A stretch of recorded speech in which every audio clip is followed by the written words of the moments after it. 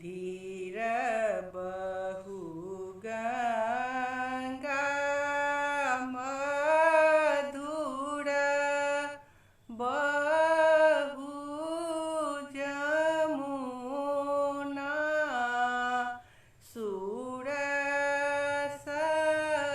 सुरसरी बहु निज धार हे ताहि पैसी जोगिया आचरण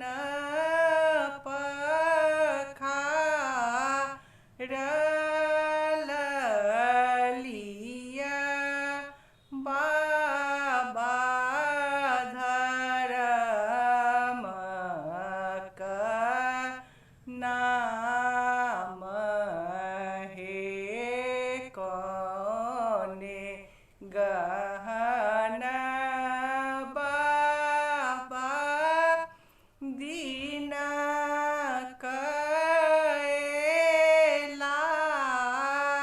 लागल कौने गहना आधी राती हे कौने गहना बाबा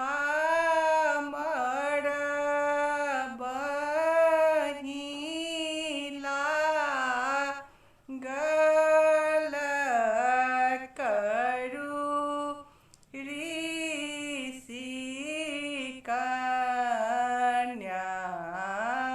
कन्यादान हे सूर्य गहन बेटी दीना कैला गल चंद्र गहन आधी राती हे बेटी के लगन बाबा मरबहिला गल करू ऋषि कन्यादान हे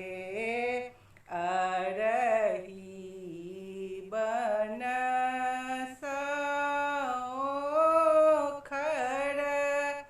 ही कटाओल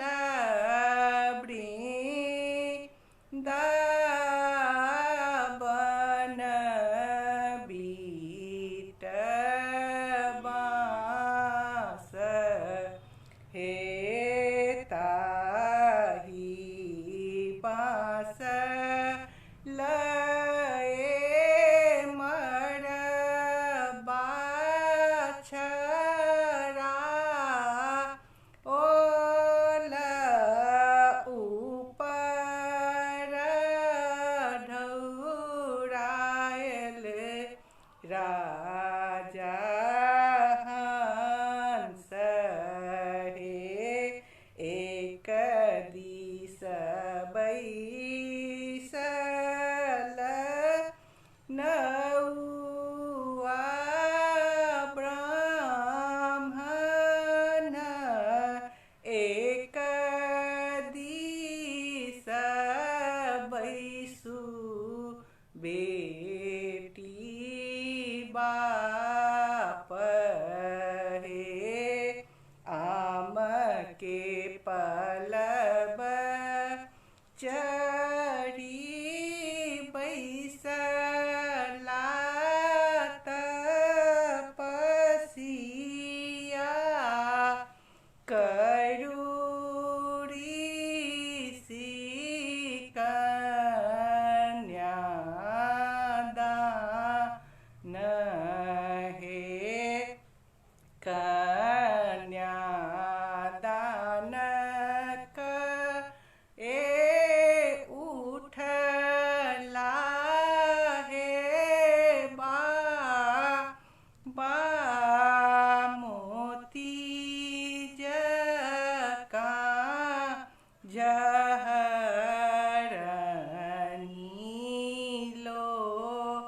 र